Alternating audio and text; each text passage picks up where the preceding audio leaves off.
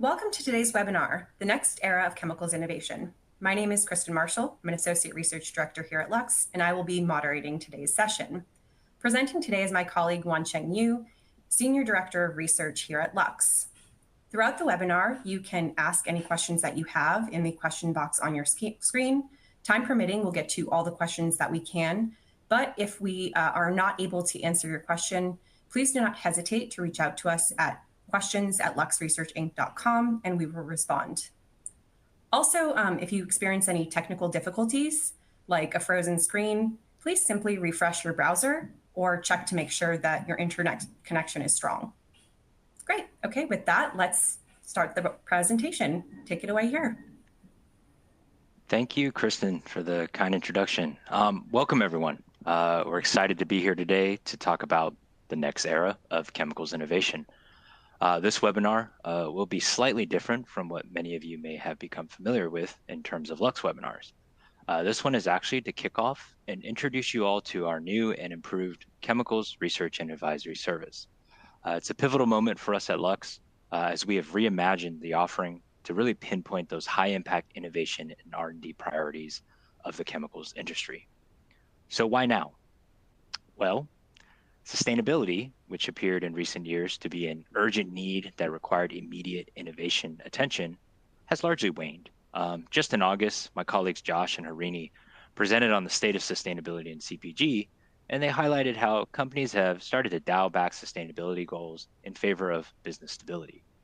Now, to be clear, sustainability remains an underlying theme as a corporate initiative for the industry, but as an innovation initiative, it's just not as pressing as there has been sort of a return to the basics, right? Innovation as a business driver of growth as well as for market expansion. In fact, in Lux's 2023 study, where my colleague Naveen developed the Lux Sustainable Organization Transition Model, a 5-level framework to gauge the evolutionary stage of an organization in terms of orchestrating an organization that is innovative, growing, and sustainable, the findings were interesting, considering the press releases and corporate pledges years prior. After interviewing 100 billion-plus dollar enterprises around the world, there were 5 levels of evolution: resisting, realizing, reacting, reinventing, and reaping, and where these organizations landed. The reality is that 71% of organizations were still in the first 3 levels, resisting. While rare, there were still organizations that questioned whether sustainability trends present an excessive burden that undermines financial performance. Realizing, organizations notice that sustainability is a trend, but are still unconvinced that it supports a clear and present business case for innovation. And reacting, this is where the majority of organizations fell. Some steps are being taken, the water's being tested, but it still remains an unanswered question if resourcing innovation and risk-taking for the sake of sustainability is warranted in the long term. So what is driving sustainability then? What is driving innovation then, if not sustainability? Business stability, growth, market expansion, they're all the priorities now. But beyond that, what are the underlying themes and technologies at the core of these critical innovation priorities? That's what we want to uncover today. So first, how do we develop these new client priorities and identify these technologies? Second, what do these priorities mean to innovation leaders such as yourselves? Why is it critical? What can you do to act on them? Plus, we'll share some of the questions the industry is looking to answer and also highlight some of this innovation in action, so to speak. And lastly, where do you start if you haven't started? And if you have, how can you further accelerate your progress? So, unbiased, customer-centric. This was one of the most important elements in our revamp of the chemical service. We wanted to ensure that we took an outside-in approach so that we were grounded in industry trends, based on comprehensive data sources, and most importantly, aligned to the actual needs and strategic visions the leaders in the chemicals industry have. So first we started with the data. We started with 80 annual reports from the world's largest chemical companies. This provided us with a nice top-down sort of organizational strategy. But then we combined that with anonymized and aggregated data across 8 8,500 questions asked, and 1,000 innovation initiatives shared by innovation executives. So this is Lux's proprietary data, right? Insights you can't glean from annual reports or press releases, but instead actually provide an inside look into the minds of innovation executives across the industry. So there's the data. Now it's time to process it. So we leverage natural language processing and topic modeling. We used advanced NLP techniques to uncover recurring themes, patterns, and emerging trends and areas of focus specific to innovation from these data sources. This gave us a robust understanding of what companies are focusing on and enabled us to build a data-driven foundation for our eventual Lux client priorities. But of course, data is only half the picture, right? We need a human touch. Humans buy products. Humans make decisions. Innovation is a human ecosystem. So we conducted 30 interviews to extract top-level interpretations of the themes and vet our initial findings. These interviews provided a critical human-centric perspective from those at the forefront of innovation. We then used these interviews to develop 5 new client priorities and uncovered 74 technology topics of strategic importance and relevance. So without bearing the lead much further, we present to you the Lux client priorities for chemicals innovation leaders: defossilization of raw materials, decarbonization of operations, future materials, uncovering new market opportunities, and harmless chemicals. Policy and regulation remains a consistent 6th priority. That's not going anywhere. And we'll dive into each of these individually in this presentation today. But before that, some notable trends and analysis that we observed.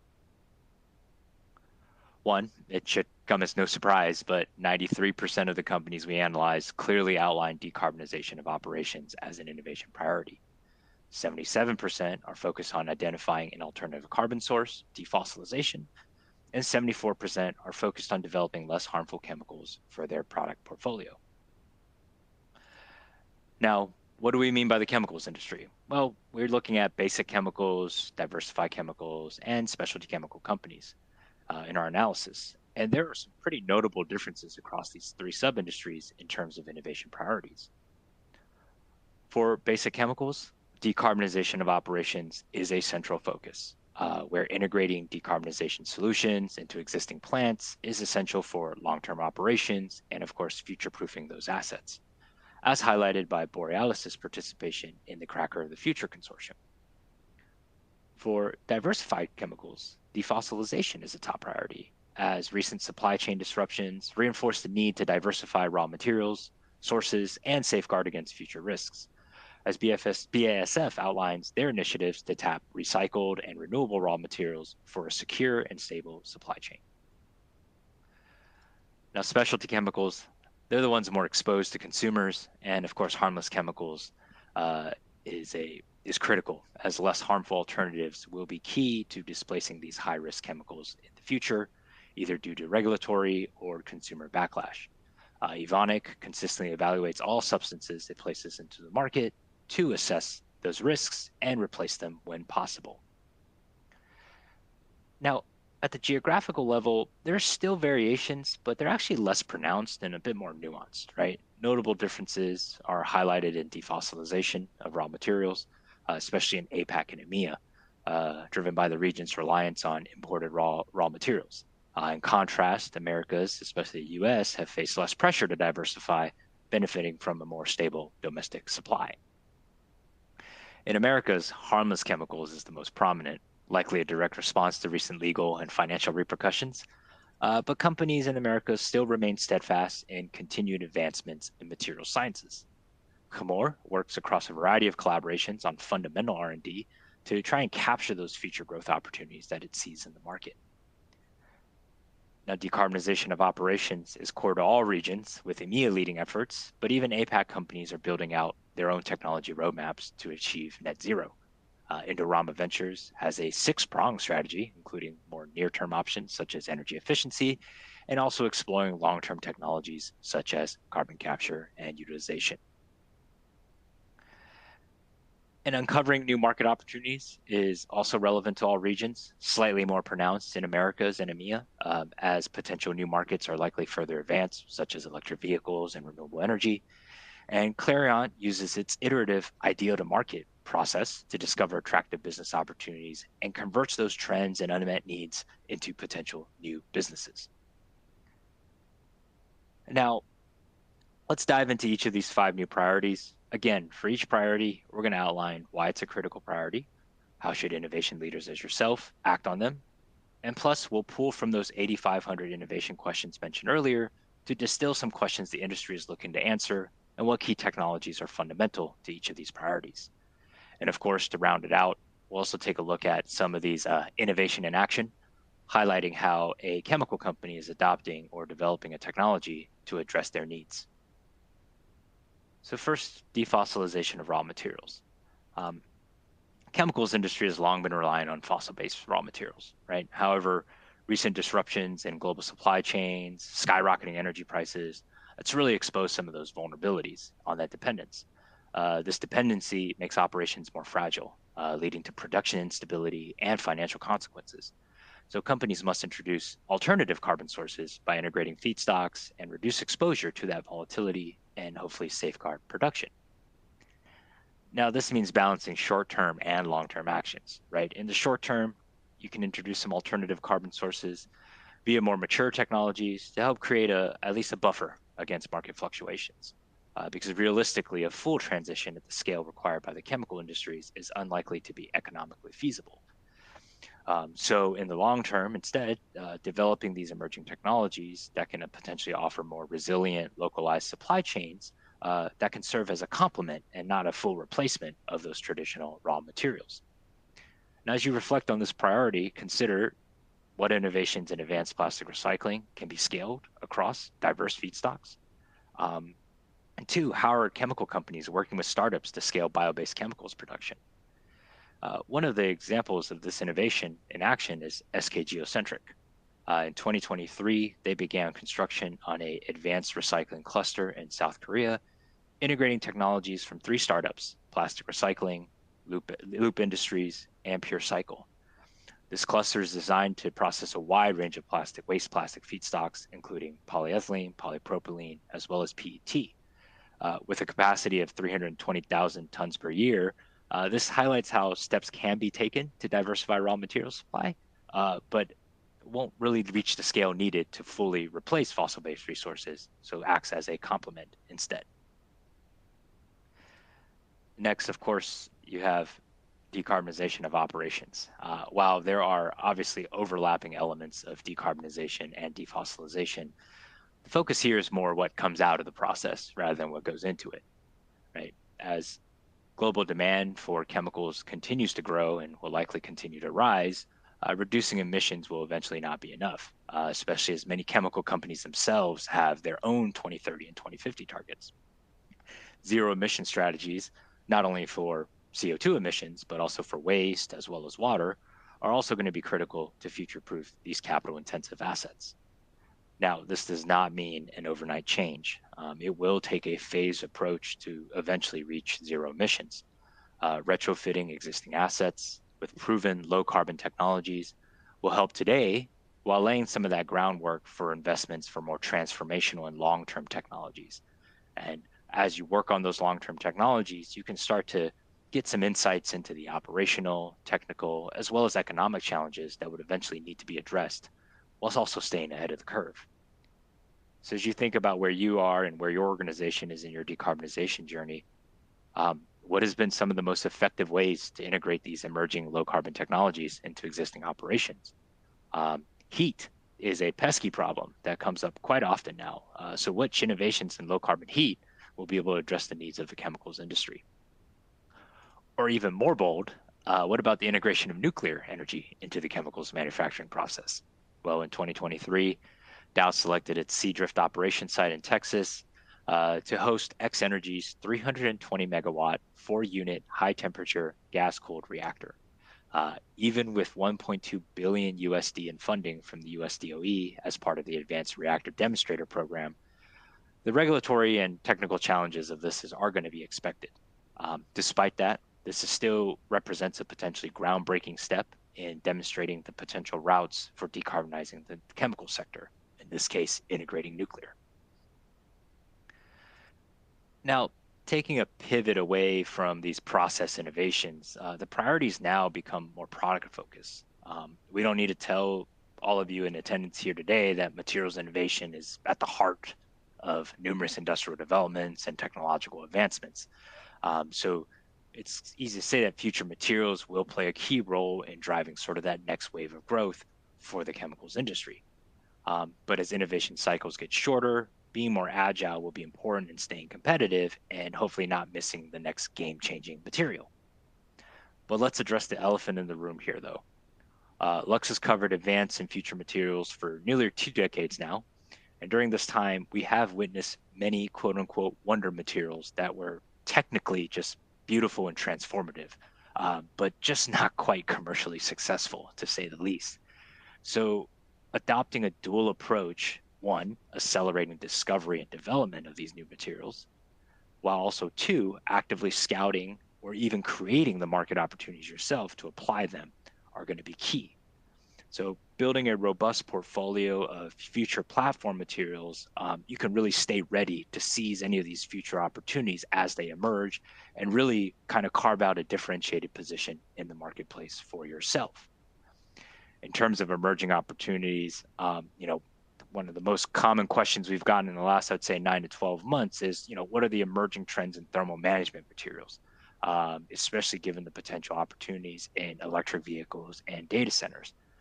And then, of course, how about staying nimble by leveraging material informatics, especially given some of the recent advancements in artificial intelligence? Now, a prime example of leveraging a future platform material to jump on an emerging opportunity is BASF's announcement in 2023 that it was now commercially producing metal organic frameworks in the several hundred tons per year scale for Svante, a CO2 capture company, to help Svante enhance its CO2 capture efficiency and potentially address a lot of the current cost barriers of incumbent CO2 capture technologies. But in addition to developing new materials and new technologies and consumer demands, may result in actual opportunities where your current products and capabilities can plug the gap.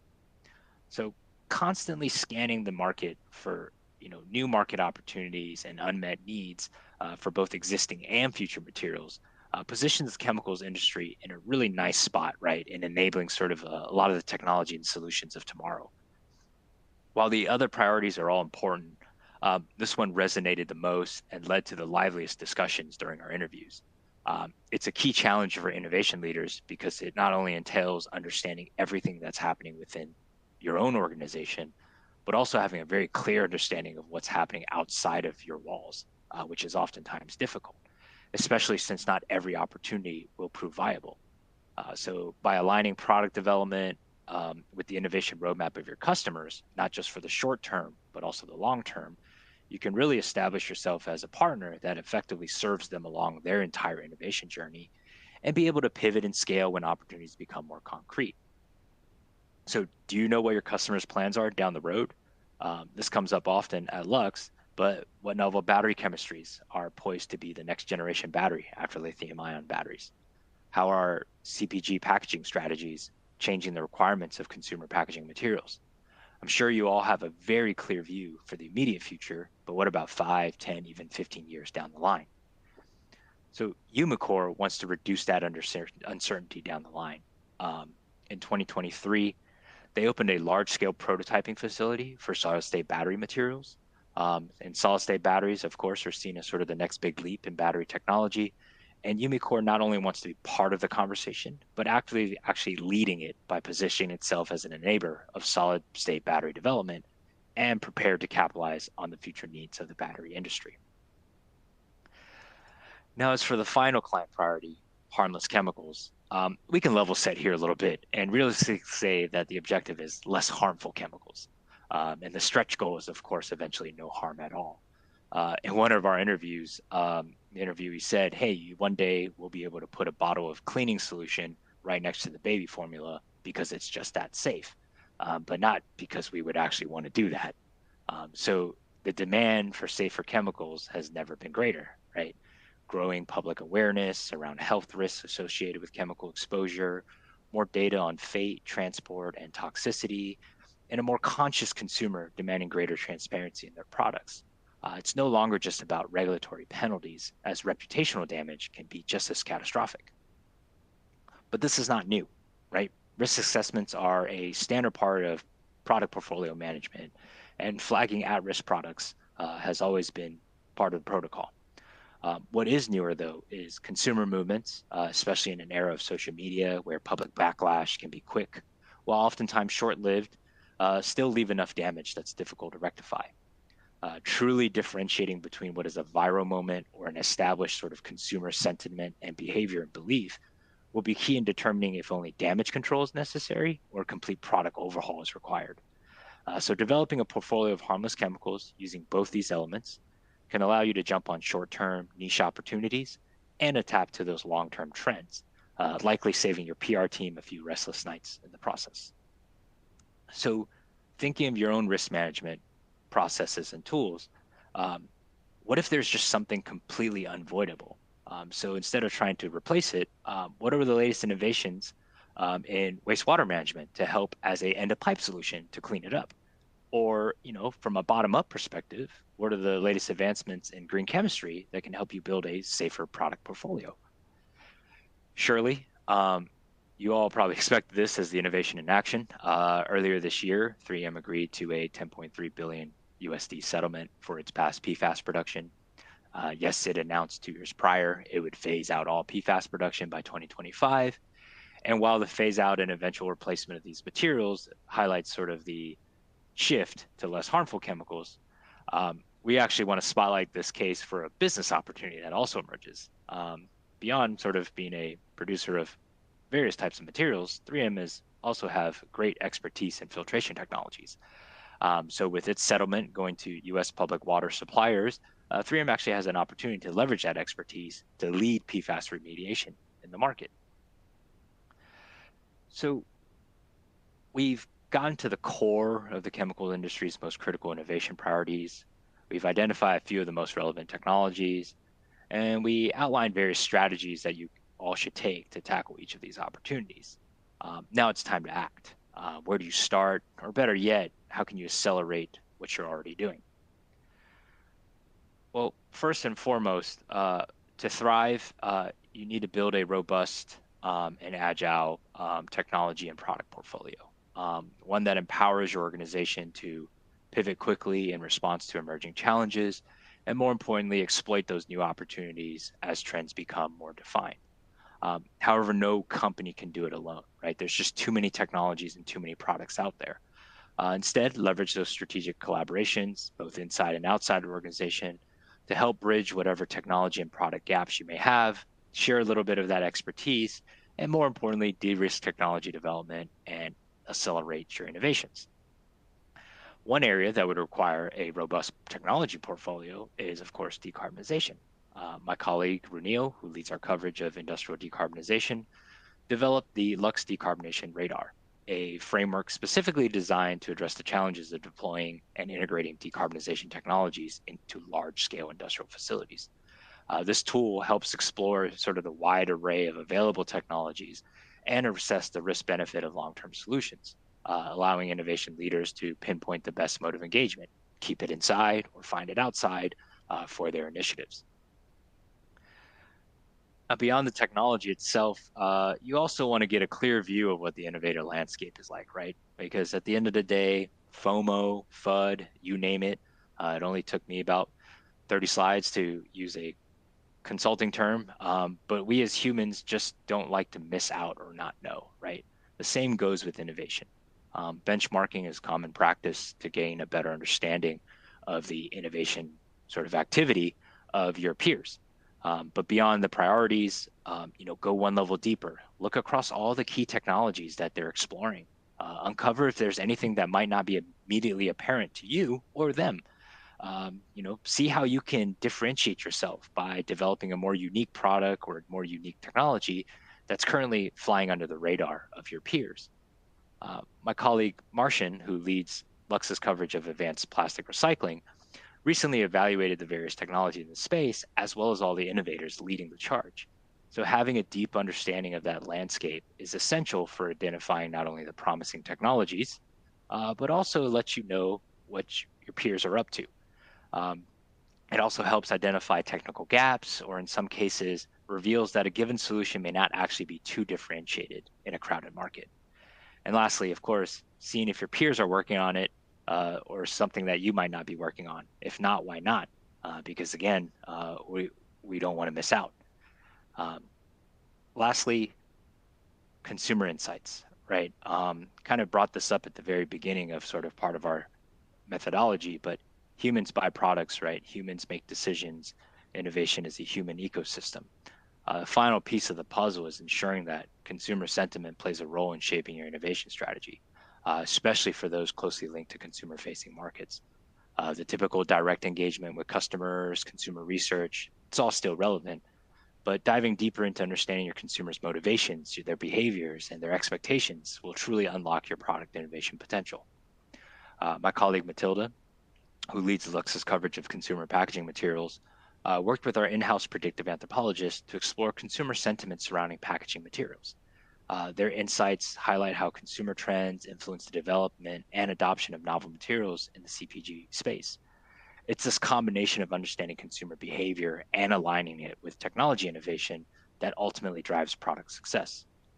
So while consumer insights may not seem immediately relevant to some of you here today, they should still absolutely be part of your innovation strategy, regardless of your position in the value chain. With that, we want to thank you all for joining today's webinar as we unveiled our newly revamped Chemicals Research and Advisory Service. We hope today's webinar shed some lights and insights on the thinking of the innovation leaders across the world's largest chemical companies, hopefully confirm some of your own strategies, and most importantly, hopefully inspired a few new ideas. Thank you all again, and we'll now take a few questions from the audience. Yeah, thank you so much, Wan Cheng. We will now be taking questions on the presentation. And so if you haven't done so already, please type any questions that you have into the question box on your screen. If your question does not get answered during the session, somebody from Lux will be in touch after the webinar. All right. So the first question is interesting. So you opened the presentation talking about an industry-wide pivot from sustainability when it comes to innovation. But three priorities really stand out here: decarbonization, defossilization, and harmless chemicals that could almost be categorized as sustainability imperatives. So from your findings and your discussions, how do innovation efforts in these areas differ from perhaps 5 years ago at the peak of sustainability hype? Are innovators viewing these priorities differently? And if so, how? Yeah, that's a really good point, That's a big and it is a question. very yeah, it is a great question. Yeah, that's a really good point and a very accurate sort of interpretation of our priorities as well. I did mention at the start, right? Continues to be underlying theme, and these priorities could be categorized as sustainability imperatives, as mentioned in the question. I think the difference here compared to say 4 to 5 years ago is really a shift from sustainability hype to more pragmatic sustainability, right?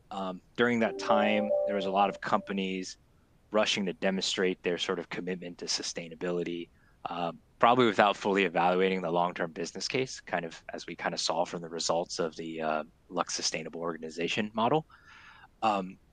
So now I think you would mostly call it business aligned sustainability, so to speak.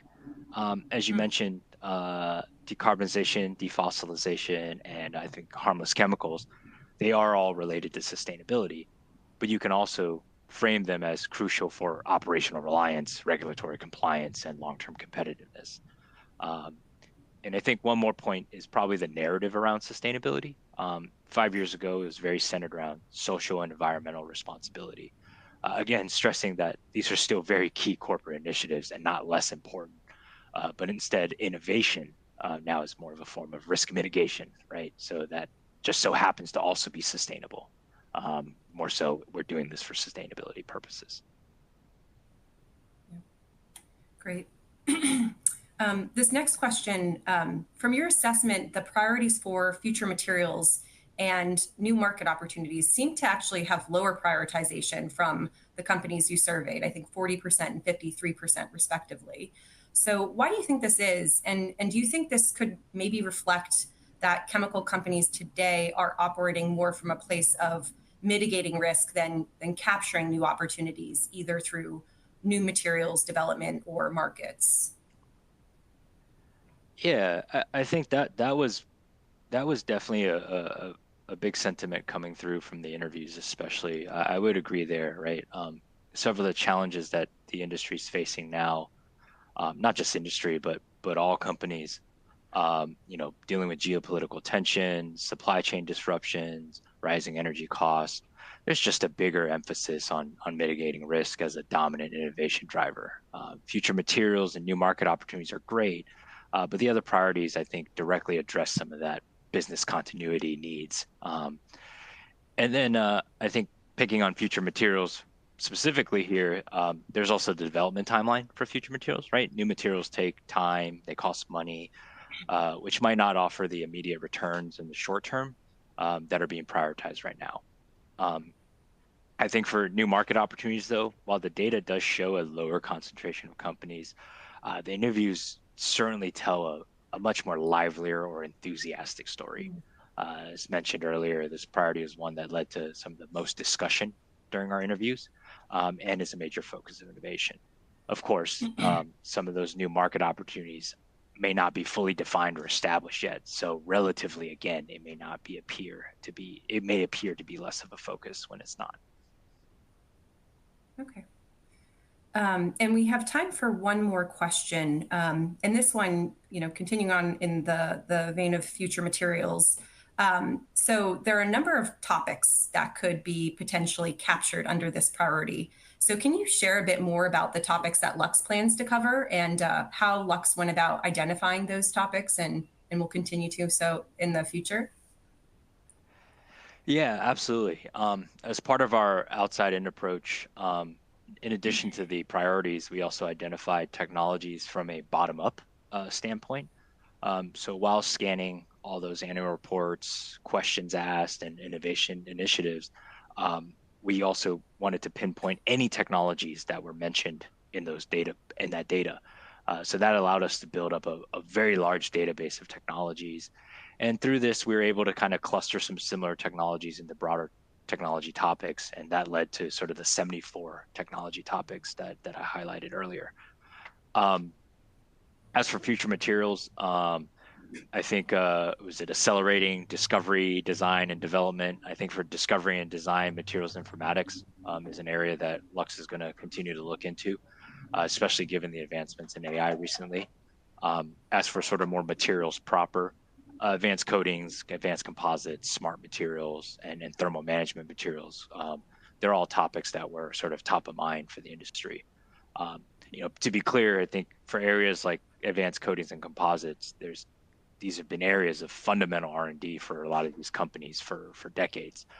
So our focus is going to be really trying to assess the latest developments and innovations, right? What has kind of happened in the last 5 years from a sort of disruptor or innovator or startup standpoint, because of course in the early 2010s there was a very big wave of startups active in this space, and we're kind of going back to seeing where that activity has gone. Great. Makes sense. Well, thank you so much, Wansheng. That concludes our webinar for today. The slide presentation and recording from this webinar will be sent to all attendees via email today. After leaving the webinar, you're going to be prompted to complete a survey on today's presentation. We would appreciate any feedback that you may have to help us inform and improve for future webinars. And please take a moment to check out upcoming webinars. Thank you so much for joining us and have a wonderful day.